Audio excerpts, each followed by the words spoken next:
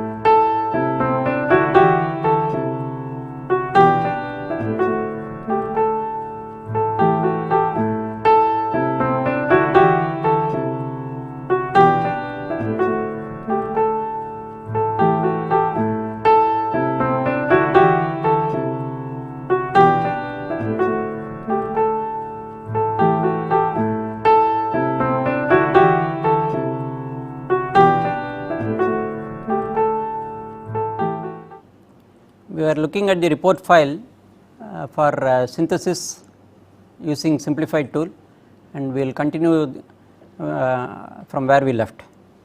And we have seen so far how to add files, then run, and then run the synthesis tool, and as a result of which we had got a report file.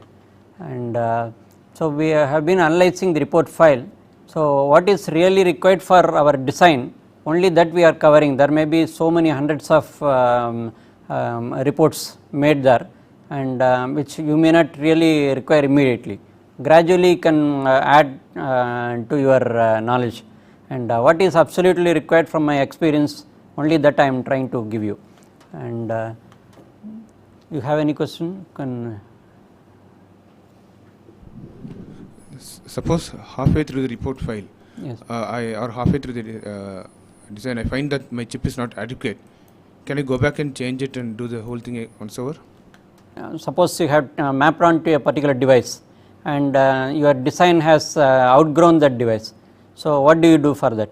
That's your question, right?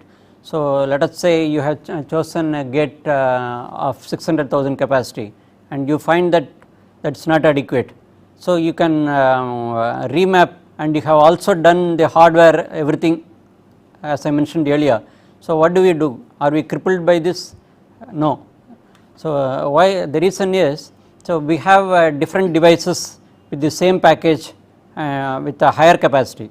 So you can at any point of time you can migrate to a higher capacity chip, and only unfortunate thing will be if you had already touched the highest possible available in that series, you will have no room and you are helpless there.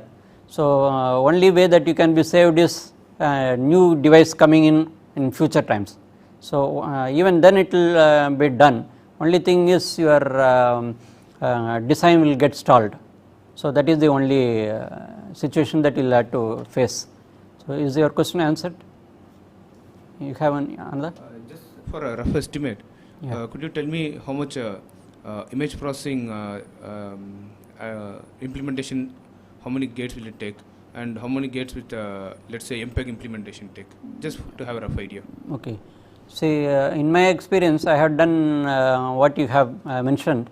For example, we will be covering in one of these say DCT quantization we will be covering, and that is the that is required, followed by what is called VLSI, and this module put together you can make a JPEG as such. And if it is for MPEG, in addition to this we need its inverse, for example inverse quantization, inverse DCT, and in addition to that you need also what is called motion estimation. So this is to process motion picture. So you need motion estimation for that. So, I have done research in these areas. So, I am able to give figures from my experience. I think it is around 100,000 gates that I have got for DCT quantization, and maybe for VLC 40,000 gates or so. So, and for motion estimation maybe another 50,000 gates. So, you can put it up, add it up together and see where you stand as far as JPEG is concerned or MPEG is concerned. We will cover more details later on when we really look into the application. So, is your question answered? Okay. So, now we will continue with the report that we have been going through. So, we saw that for different signals we have seen a listing of the progressive delays that you have gone through the path of, let us say, okay, here is one more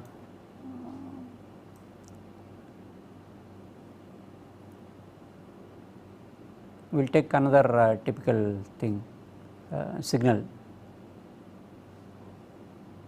perhaps similar thing we had to take. I will just take the very last thing that is reported here.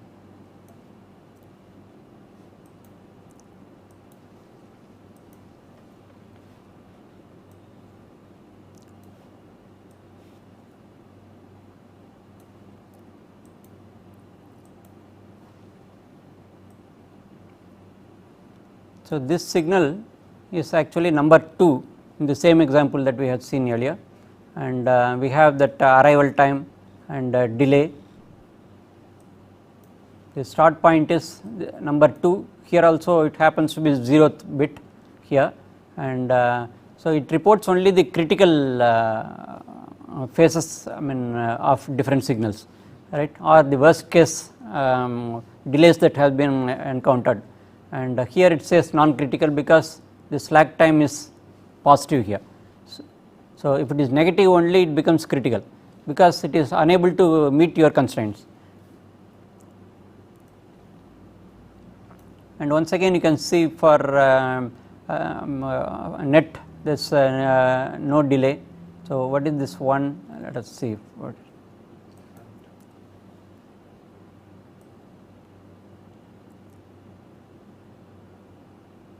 So, it is only fan out, right.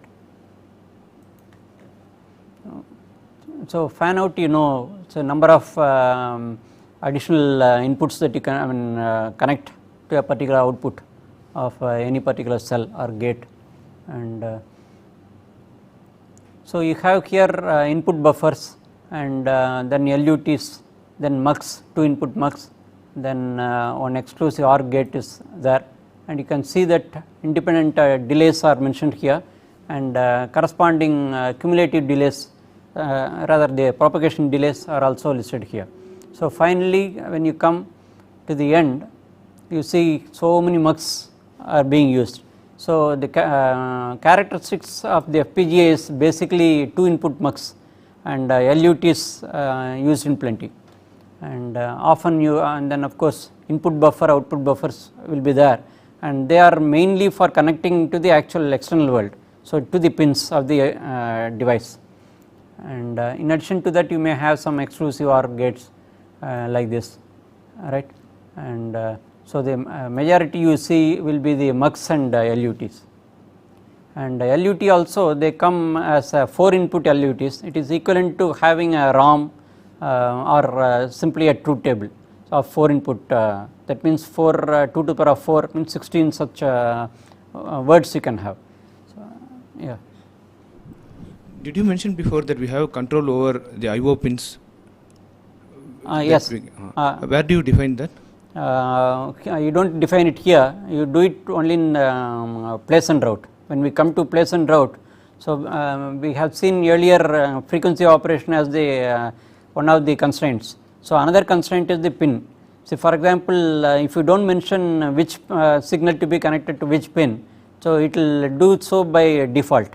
So, if you do not like that assignment of the place and route, you can always redesignate them, and you have the choice. So, we will see how to do it when we come to place and route. And you see that cumulative delays are mentioned here. In this particular case, more is the output, and So, what you have here is only 9.143 and 10 minus this. So, that is what you had seen earlier. So, in a nutshell it says this, the total propagation is 9.143 and the slack time is 0.857 because you are asking was 10 nanosecond.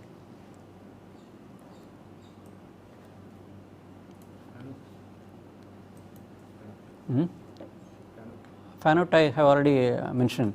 It is a number of outputs, I mean you can take from a particular point, right. So, here it lists 1 here, then 5. So, from it means it from here 5 branches take place. So, it has got to be connected to other internal devices. So, naturally it calls for multiple connections rising from one signal. So, what you see here is 1, 5, 1, 2, 4, 1 and so on. It merely lists the fan outs there for independent primitive cells. For example, MUX, it is only fan out 1 and output buffer 1, and for say for this this is actually net, from net it goes to 5 and all nets primarily are more than 1. So, because same signal will have to reach different functional modules within. Yeah. So we need not worry about the fan out. We do not have to normally, but if the fan out also has a role to play, if it is too much it will again have problem later on. So, it is a good practice that as far as your design is concerned, you do not increase the fan out appreciably. So, you may have to see explore ways and means to overcome that, right. How far do we trust the synthesis to? Do we hand over complete control to it, or can we do some optimization apart from this, what it does? No, you are the master. So, no tool can be a master, right. So, it only serves your ends. If it does not serve your desire, naturally you veto it and do something else, right. And as far as the intelligence is concerned, it has to emanate only from you, right. It can't do all on your own, right. So, after all it is a man like you who has designed the tool. So, whatever is his intelligence, only a subset of that will appear as the tool here, right. So, that is why I said you are the real master. So, finally, before we wind up this log report, we will see how many gates it has taken. All this will be of interest, and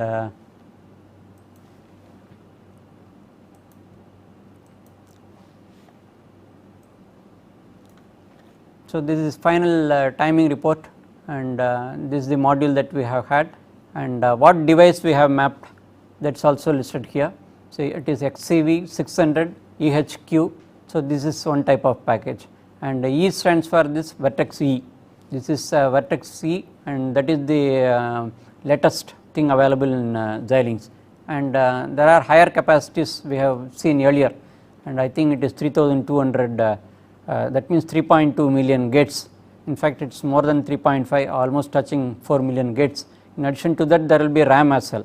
So, it is much beyond 4 million gates, you can say, is the capacity in single chip, and you have a different number of packages going right up to 1152 or some number of pins, and right now what we have mapped is on 240 pin type, and once again the speed here.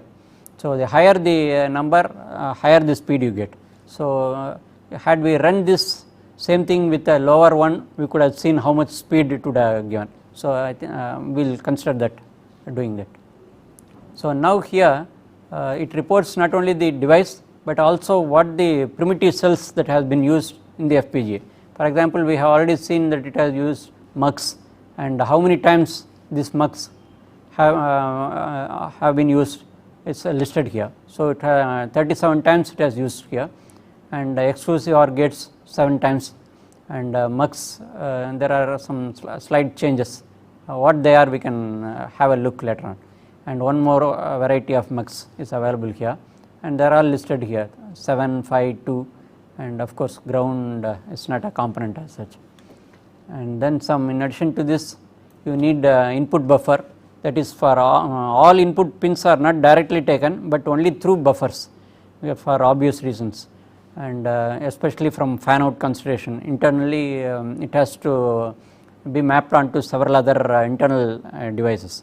So you need to buffer it, that is why, and you need a buffer for that.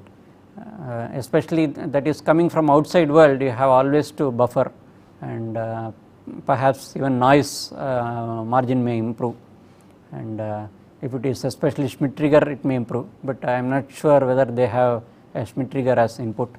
Nevertheless, a buffer is to be used, and similarly the output buffer. When you connect to the external world, you need the output buffer, and this is the higher speed version which we have already seen, and each of these buffers are 53 in numbers for this particular design. These combination circuits that we have put are all covered within this. So you have, are you clear about what gate count, etc. But it does not give in terms of gate count here, but in Xilinx place and route you will get a gate count also, which is I think standardized to 2 input NAND gate. Then some IO register bits are also available. Right now it does not use any of this, and we have already seen LUTs which is not listed here. So in addition to this gates, you need lookup tables as well, and that is quite substantial, 8-9%, and it reports that 8-9 is only 0%. In fact, it is not 0 actually, it is something less than 1%. So it is reporting as 0.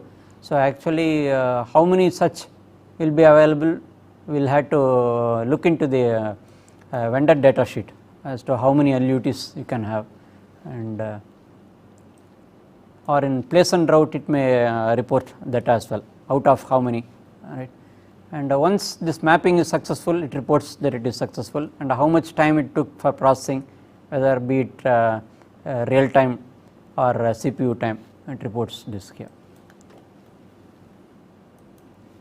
So we have seen how to analyze the report file. So basically what you had to, in summary, what you had to see is I stands for the information, then N for note. Have a look at the notes and what it has to say, and where it is critical you have to take a note and do the needful. So for example, you have a warning, it is not right here, it's there is no warning. So look for warning and then take corrective action. So you have a question? Going back to that report, if it says 53 users, it means 53 instances of that has been used, is it? Yes, we will see when you look at the schematic, we will have a look, we can physically count them and see, verify whether it is tallying. So 53 input buffers have been used? Yes, that is true. Or the input buffer has been touched 53 times, does it mean? No. I mean, it has been used. Used. What we are doing now is we are actually mapping the hardware. So, right. So physically they have got to be there. So many buffers will be mapped. So now actually we are in step 6 of the summary. After run, we have not come back. So now we will do that. So we are going to learn one more thing here, and what it says is, so in this this part of that run, and we have seen the report file so far. So I have put a note here. So I will just read out this. Tick right map Verilog netlist in implementation options and implementation results window, and click OK before running the synthesis. You had used the run for synthesis running, that is to compile and map and finally get the report file, and also create a diff file. And so when you do this one, before you do that one, you have an option of creating Verilog file output. What I mean is, so after optimization, it will create a Verilog file which you can take into a model sim, any simulator for that matter, and then make sure that after optimization your functionality is still intact. Are you clear? So this is a necessary step, and many designers do not bother much about this, and I do not really emphasize this. It is up to you. Once you have gained some confidence, at a beginning stage you can do this and make sure it is okay. Once you are satisfied, you can always bypass this step and go to the place and route, and after that also you have to come back as we had seen earlier. So, we are anyway going to come back a number of times. So, perhaps towards the end if you do this, that may be sufficient, or start with you as a beginner you can do first time and then defer it to the very final thing. You have a question? Is there ever a possibility that the synthesis tool might agree and the model sim might not? Like once you get the Verilog output Verilog file, yes, and go back to model sim and run it. Yeah. Is there a possibility that there might be a discrepancy? How do you say there will be discrepancy? Then this step is not all that necessary, like you said. See, neither Synplify tool or for that matter any synthesis tool nor the simulator will actually decide. In fact, who is the deciding authority is you yourself. You have to know, right. So, the simulation tool cannot say it is wrong, right. So, that much intelligence if you had injected in the test bench, then it can take care. If you have not, you have to analyze all by yourselves by looking at the waveform and making sure that the functionality is intact. So, it is up to you to make the decision. Okay. So, what we are reading out is, so tick right mapped Verilog at least in implementation options, implementation results window, and click OK before running the synthesis if you decide to get Verilog source file after optimization. That is what we have already seen.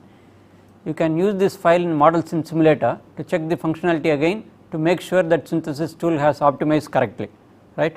If when you analyze with the simulator once again, and it will reveal whether it has over optimized things, sometimes it will. So, do not take the synthesis tool for granted, it is for you to find out it has not over optimized. And as I mentioned, if you recollect RTL guidelines, I might have shown delay being realized by using a number of cascading a number of buffers or inverters. So, if you put so many buffers and run through the synthesis tool, this tool will unceremoniously remove all the buffers and just retain only your input buffer here. So, what happened to your functionality, right? You had so much trust on the tool and it has removed it totally, right. So, if you do not desire that one, you will have to find out ways and means of circumventing this.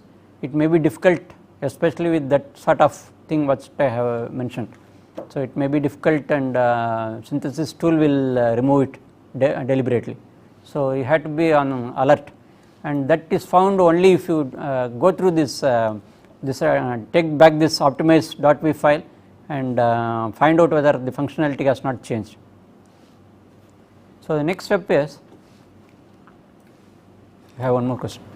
Have you ever mentioned why the synthesis tool deliberately removes the buffers? Pardon? Why the synthesis tool deliberately removes the delay buffers? Because that is the role of synthesis tool is precisely that, right. So, we will see this particular thing here, right, how to create this. So, we will go to the simplified tool and we do not require this log file. So, we can just dismiss it, and what we are seeing is before that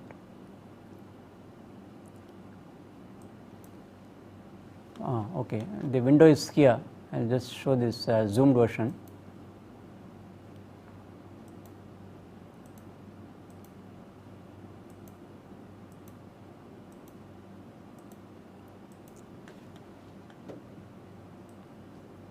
So, you see this in implementation options window, and you have this different menus here: device, option constraints, implementation results. If you click on this implementation results, you get this sort of window, and here what it says is your file was actually combination circuits, and maybe the revision was revision 1, because every time you recompile maybe with a change of something, in order to prevent overwriting, So, you have different revisions available. So, it also creates a result file, and as I mentioned you need an edif file, and that is what is here. So, combination circuits was your design, and it creates an edif file with an extension of EDF here. And then just now we have read the in command summary. So, that we need Verilog netlist. What you should have you should do is just tick this. If you tick this one, then only this optimized Verilog netlist will be created. So, this will be a .vm extension, and it is same as .v. So, you can use that and run the simulation. So, actually we will just see that here. So, in implement option we have already seen. So, there is one implementation results here, and it lists the combination circuits.edf. This is the output file, and this is very important in the sense that this will be export to the place and route later on. And here is what I mentioned, write map Verilog netlist here, and if I say OK and then say run, .v file will be created. Let us have a look now. Where are we? So, this. So, let us go to this. I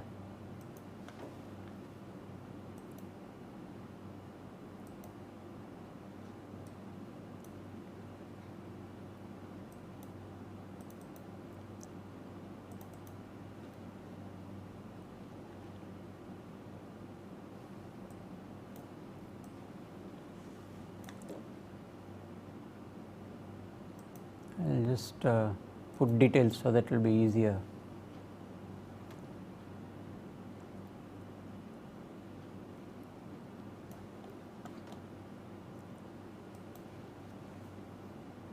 So, we will run this again.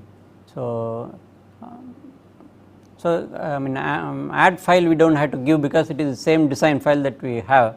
So, what all difference it makes is it creates one .v file, .vm file. Let us see whether I think this is the path. You just make a note of the path, otherwise you may get lost and it may go to some other folder. We will have to keep track of it. So, now what we have here is so this is what we have seen. Tick right map Verilog netlist in implementation options, implementation results window, and click OK before running the synthesis if you decide to get Verilog source file after optimization. So, this all that you have seen here. So, now coming back to this, we have let us run this. So, it has done the compiling, then it is going on to mapping, and it is done. So, now let us see whether it has created where did we so that .vm file is created in etc, and after this there is one more folder called revision 2. In that folder that has been created, actually this is the one. It may be difficult for you, I will just look at it for you. And where is it? This is the one, right. And note that this is quite a huge file, because it will have to reflect all the primitive cells, etc. And we will see, we can see this file, this is the one. So, it has Synplify has created, at what time it was created and so on, precisely the same date, time. Is now done, and the path it gives, and your design file is identified, and this is, mind you, your own design file, but it is it will be very difficult for you to make out your own design after having a look at this, except for time scale which you might have. This also we did not use, right. This is being inserted by synthesis tool, right, we did not give this. So, then there are various, say for example, ground is also considered as a module, and it has used once again assign statements, and the module is ended, and so every small function will be treated here as a module and reported, and you can see LUT, 2 input LUT used here, and one output of course, and I0, I1 from your design has been taken as input for this LUT, and then this module is worked out, and once again declaration there whether there are wires and so on, and in this fashion you can make out, but it will be very tedious for you to wade through this. And if you see here, if I run it, it keeps on running.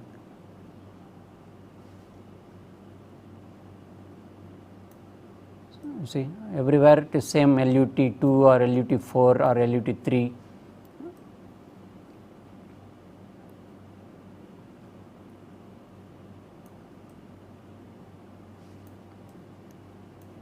Then LUT3 again. So, in this fashion you can go little quickly. So, iMux buffer we have already seen, that is also being used here, then a mux here, exclusive OR, and all your signals you can recognize of course. So, this is quite a big one because this is the actual design. Your design is this combination circuits. So, it is listing that module. All that you have keyed in is put here. Okay. So, again input output listing here, and then wire all the declaration that you have had in your design file.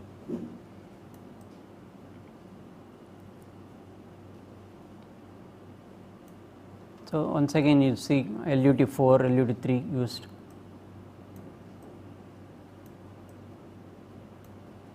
Then output buffers.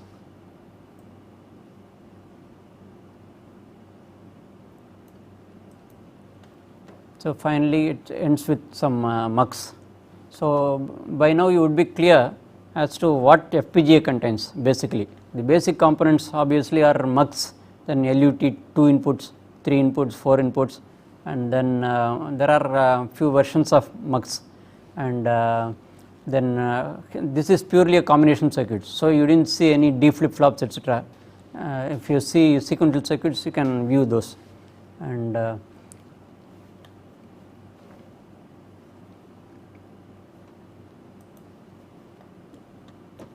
so what we will see next is we have so far seen the how to analyze using a log file, and also seen how to create .v file, the optimized .v file, and .vm file and .v file are same. If you want you can rename it as .v file and use in Model Sim.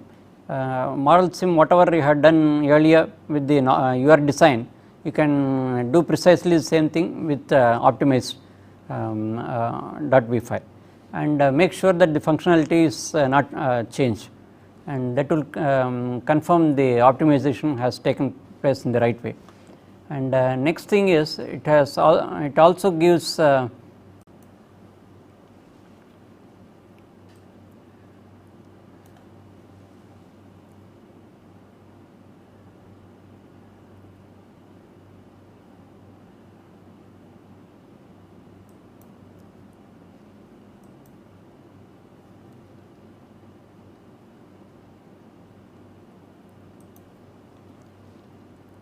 this is the window we had ticked here, right, for getting Vernag.vm file, and I mentioned that here there is one EDF file created. This is an output created for use in place and route, and here if you click on this you may get some other option. I do not think any further option is available other than this format. It only says the result in what format you want, and this is the path where I mean your results are stored. And if you see this here, so this was the window here, and if you click here you may not get any other option. See, it lists only a diff here. So, that is the only option available, because this is adequate for taking it into place and route, and you can have a look at it, and it will look more or less like this .vm file. So, I will leave it as an exercise for you to use. Any word I think you can use and find out. It may be a little shorter list, it fundamentally it should contain information about all the cells and what actual cells are put in. So these are all required for place and route, without which it can't place or route. And next thing we will consider is we will go to that command summary. We have seen this and creating of the Verilog file, and then this I am not showing right now, some in future time I might show, and after optimization you can have, I leave it as an exercise for the time being. If time permits, we will have a look into that also. So we will now go on to viewing the log. I mean this we have already seen. Click on view log button on the left to view the log or report file for errors, warning messages, etc. There were no warning messages, and if you create some errors deliberately, you will get some warning messages. So this we can see later on. And first what we will do is we will see how to look at the schematic. You have whatever design you have, it will be helpful if you can have a schematic version of that. So fortunately you have that in this Synplify tool. You have any question? Can you tell us the error correction cycle? How do you correct the error? You find the error in synthesis. Yeah. I go back to Verilog, rewrite the code, come to model sim. Yes. Simulate it there. Yeah, we have already seen in a flow chart earlier. So how this whole thing is an iterative process, right? I will be covering deliberately injecting, as I mentioned earlier, errors, and then see both model sim as well as synthesis how it behaves, so that we can get a feel of how the compiling errors will arrive, right, and the ways and means to correct them. So right, we will see. See, I will read out this. See, we need to we have what are called two views. Earlier I had shown in the slide, right now I can't spot it out, and the gist is that you want to view the schematic. There are actually two views. So one is called RTL view. RTL you are already familiar, we have seen RTL guidelines. So you have what is called RTL view, and this is a concise view of the schematic of your design, and there is another view called technology view. So this technology view will reflect your primitive cells in the design. So it will be more elaborate, and it may take just one sheet in RTL view, whereas it may take several sheets in the same design will be in several sheets as far as the technology view is concerned. Technology view, as the name implies, it has the actual technology which goes into the FPGA, so namely the primitive cells that we have seen. So I will just read out this before we go on to that. Click on there is a plus symbol in this, click on this button on the top to view the RTL schematic circuit diagram of the design. Use zoom features. One, there are various buttons available for zooming. So if you press 1, so it will you will get a full view, and full in the sense highly zoomed view, and plus is to zooming by twofold every time you click on that, and downsizing will be minus, and finally F stands for full view. That means the entire schematic will be shown in single page. This is different from this. This is the bloated up version, the counter, I mean the reverse of this. So that is for zoom, and using this you can either zoom in or zoom out. For instance, for 10% zoom in, click on 1, and click on 1 first, and then go to the schematic portion, and then click on that again, once again, only then it will be zoomed, and on the schematic to zoom, use these arrows will be there in that one of the menus, and to advance from one sheet to another, and that means there will be several drawing sheets available here. So in fact I mentioned earlier the schematic approach, even using a CAD will be a very tedious thing. So, in fact, when you look into some of the complex designs, it will run into several sheets, several tens or even hundreds, depending upon the complexity of the design. And especially the more than the RTL view, the technology view will be much more cumbersome to read through. And you can nevertheless you can go through one shift after another by using this symbol. And study the circuit diagram. Once you have seen the circuit diagram, study the circuit diagram to make sure that all the functionalities we have designed are intact, right. This, as I mentioned, will be a very tedious process. Even for small number of gates, it will be very tedious. I think you will give it up in despair, and as we will see as we progress, right. So, but fortunately we do not have to wade through these drawing sheets, right. Once you have gained confidence for small cross checks, and the reason is after optimization we are anyway creating the .v file, which we take it back to the simulation tool and then verify the functionality. So, it boils down to only checking the functionality. So, you as a designer will be satisfied, more than satisfied, if your functionality is intact. So, how does it matter what circuit, what gate has been put into your actual design? If you are interested, you can have a look, but analyzing that is going to be a task in itself. So, the best quickest way of design is to take this .v file and put it in the simulator, and even this can be bypassed, as I mentioned earlier. We can, because we had to go for place and route, even after that stage you had to do what is called back annotation, and that will generate another similar .v file which will be as laborious as this, and that also you can put into the simulator and verify. At that point of time, actual gate delays will come into picture. Here after synthesis, if you look, it may reflect, I mean some gate delays may get reflected, and whereas most of the gate delays are not reflected when you do this simulation with this. So, next step is, so in fact let us confine our attention to this. We are let us go to the actual Synplify window. As I mentioned, we have plus symbol here.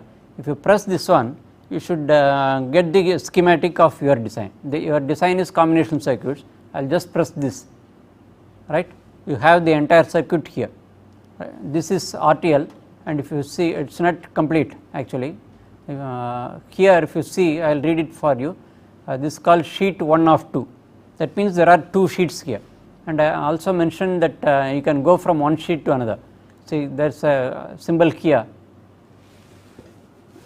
I think you can see these symbols. So, if you click this one, it will go to the next sheet, right. It has changed here, and if I again click here, it will revolve around. It will keep on, you can keep on pressing the same thing or go back. There are too many sheets, it is better to use back, right. Even there it will keep on rolling around. And now let us see, then we have also seen how to zoom. So, let us zoom this. We will click on 1, and if you do, what happened? Nothing happened, it only got highlighted.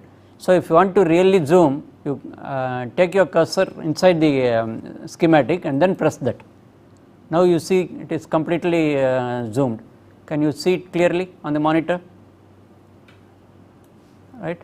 So, this is the one, but unfortunately readability is rather very poor, right. That's even after making it big, it is pretty difficult. So, you had to use this here and then analyze part by part. For example, let me pan it horizontally. You can just see one input popping up here as B, and lot many muxes are used here. You see 820, 819, they are all numbering to identify different mux. It may be same mux fundamentally.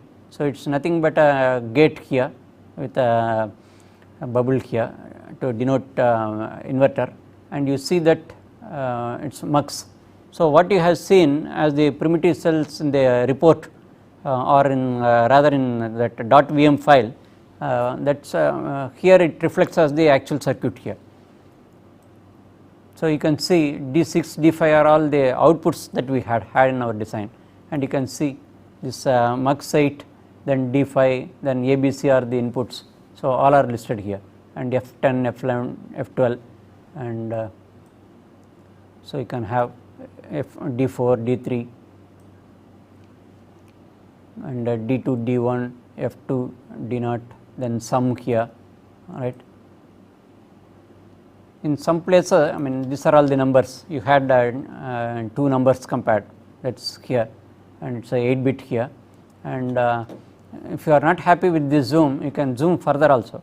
I can just click on plus here and then zoom here, any amount I can go, right. Only thing is you have to get to the relevant point. So you can number 1, number 2, then enabled sum is there, and here it is merely symbolic. They are not divulged what exactly goes into that summing, right. So what we need to do is summing, and it's symbolically represented here. So you don't really get the total circuit as such. And once again that's an enabled sum, that only will enable this sum to go through, right. Naturally you need a mux there, and you can take some of these circuits and go through patiently and see whether it is doing what it is supposed to do, right. And you can see a group of mux here. For mux 4, actually D stands for the data here, and E is the enable. So there are actually 2 input muxes inside. So to abbreviate, he has used this notation, and that's why you see so many E's here. E stands for the enable and D for the data, and this is for 4 input mux, and we had more, less, etc. I think. So that's what is here, N1, N2 number compared, and you can see this less than symbol, etc. This is what we had in our PowerPoint, right. Here, right, number 1, number 2, then preset value, then enable sum was there, then match more, then sum, precisely this same circuit you see here. Here.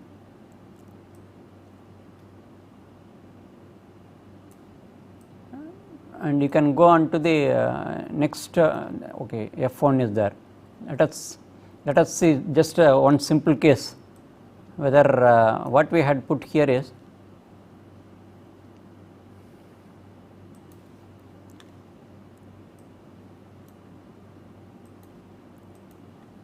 so we had just a buffer buffering A and outputting as F1. So what this if you view the schematic, you should get this. Let us make sure whether that precise thing has taken place. Probably we can inspect inverter also. So beyond that it becomes very cumbersome for you to track. Let us see how much we can do. This F1 is what we have seen. There is a buffer here, right. F1 is output here. So there is a buffer. To that extent it has done its job. Now let us see, we will disable this zoom, and then you will see the cursor moving here. So I will read out for you, something popped up there. So what it says is A, right. So with its fan out 18. So this is the symbol, I mean this is the signal coming from A. If you trace back, you will see that it lands up finally in A. This is the leftmost here, and it goes left and goes up here, alright. So this one I suppose I didn't miss, see this one, right. But you don't have to go all the way here.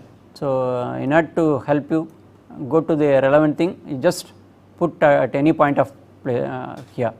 So it says which signal it is coming from. So straight away it came from pin A, and you have just one buffer here, right. So that's what is here, and that is energizing F1 here, and likewise F2, etc. you can analyze. Now what do we do, how to go to the F2? let me have a look about this. Okay, in HDL analyst here you have what is called find. So, let us find out all are listed here, all the signals are listed here, and